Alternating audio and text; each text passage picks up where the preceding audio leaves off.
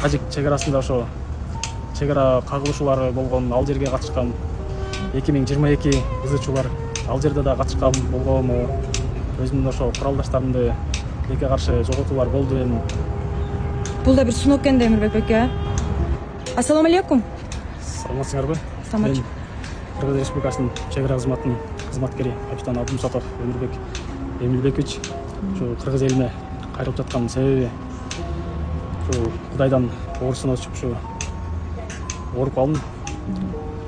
Апластическая анемия деп диагноз коюп беришип ошо чоң суммадагы акча каражаты керек болгондугуна байланыштуу ошо кыргыз элине кайрылып жатам. Азыркы учурда онкология дамын Бишкекте.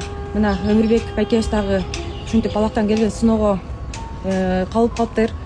Чындап айтканда муктаж экен. 80 миң, канча керек эле беке? 80 миң доллар. 80 миң доллар керек экен. Бул сумма биз үчүн өтө чоң эле акча. Урматтуу мусулман туугандар, жөнөтпөңүздөрдү суранам. Келиңиздерчи Аллахтын ыраазычылыгы үчүн жардам берелик. Эмирбек бекем жөн эле жигит эмес, кыргыз элиме жараган, кыргыз элимдин желегин желбиреткен мыкты патриот жигиттер болуп эсептелет.